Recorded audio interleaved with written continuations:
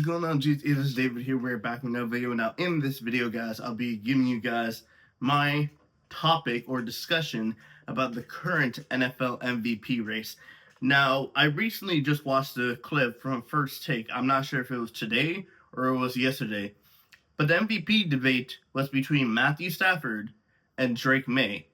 And I was like, okay, let me give my thoughts about this because for me, it's a straight and simple point. But before I give my opinion, and make sure you guys tune in for the whole video because I'm going to go through the stats. I'm going to go through their defenses that they have played when it comes to passing, rushing, and points in general. And then I'm going to give you my opinion on who I think is the NFL MVP. Now, Matthew Stafford, this season, not the postseason, had led the league in NFL with 4,707 yards, 46 touchdowns, 8 interceptions, 71 QBR, and 109.2 passer rating. Now, it's been quite a while since I've seen a quarterback go over 5,000 yards. I think the last person to do it was Patrick Mahomes, I think back in 2021 or 2022.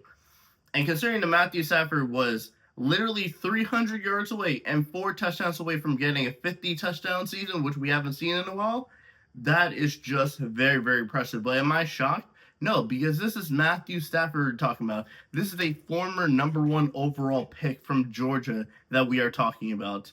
And the fact that he did this with only Nakua, really, because sometimes Devontae Adams was injured, but Devontae Adams was always getting touchdowns. He had multiple different options. And the thing is, Matthew Stafford wasn't just throwing these yards to Nakua. He was throwing it to Parkinson. He was throwing it to Tutu. He was throwing it to a whole bunch of different wide receivers. And then he had Kyron Williams and Blake Corum in the backfield.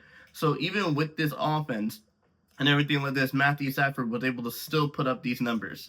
Now, when it comes to Drake Maye, however, Drake Maye wasn't that much worse, but still not better than Matthew Stafford. Drake Maye had 4,394 yards. He had 31 touchdowns, 8 interceptions, 77 QBR, and 113.0 passer rating. So you can see there's not much of a difference and not much of a drop between Matthew Stafford and Drake Maye in terms of the QBR and passer rating. Literally a 6 QBR that's different, and the passer rating is decided by 4? So even if with Drake Maye having the better QBR and the better passer rating, and I'm going to give my straight opinion about this, I think Drake Maye did it against easier defenses, and what I'm about to talk about right now backs it up. So the Rams versus the teams that the Rams play versus their defense in terms of passer, like passing defense, rushing defense, and then total points defense. The Rams faced the overall defensive toughness of 16.29, which is actually better because if it had been a higher number, that means they faced a worse defense. So in the end, Matthew Stafford faced a 16.29 defensive toughness over the course of the 17 games. Now, however, Drake Maye, the best defense that he ended up playing, which was Buffalo, Matthew Stafford ended up facing the toughest defense in the first game of the season against the Houston Texans, who were leading league in first in terms of total overall defense. And then Drake Maye and the New England Patriots faced a defensive toughness of 18.4.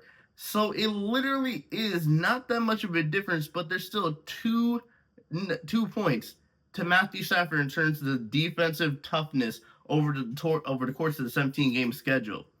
So based off of the numbers that we've gone through, you would say that Matthew Stafford should be he should be an obvious MVP candidate, right? Why are we having this debate then? Matthew Stafford had one of the statistical best seasons for a quarterback since Patrick Mahomes in the last couple of years. And in the past couple of years, when it's come to this type of debate between the MVPs, we usually given it to the statistical better quarterback. And we're not going based off of QBR. We're not going based off of pass rating, because you could have a freaking perfect QBR and face a whole bunch of shit teams. And I don't want to slight Drake Maye because I like Drake Maye, but he faced a he faced a lot of teams that weren't really good. If I can go through some of the teams that he faced that weren't good: Las Vegas, Miami, New Orleans, Tennessee, Jets, Cincinnati was good, but their defense is crap. Giants, the Jets and he literally had the Miami Dolphins and the New York Jets in his own division. Meanwhile, Matthew Stafford, some of the teams I can say that he faced. Remember, he had a division where there were two other teams that had a winning record in the 49ers and Seattle. Arizona is Arizona. But he also faced the Houston Texans. He also faced the Detroit Lions. He also faced the Philadelphia Eagles, the Colts, back when they were good. So Matthew Stafford had a tougher strength of schedule versus Drake Maye in the end. So if you guys want my full and honest opinion on who I think should be the NFL MVP, my pick, and there's no doubt in my mind, this is an easy no-brainer for me. If the NFL does not give the MVP to Matthew Stafford, something is wrong. Something is wrong.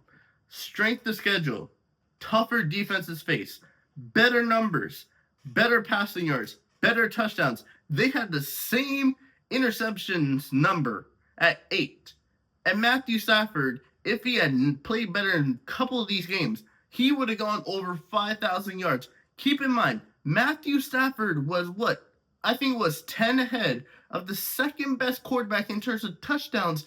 10 ahead, I think it was Jared Goff behind him. 10 ahead of the second best quarterback in terms of touchdowns. And in terms of yards, he was probably like 300 or 400 yards ahead of the second best guy. So I don't even understand why this is a debate. The NFL MVP for the 2025-2026 season should be Matthew Stafford.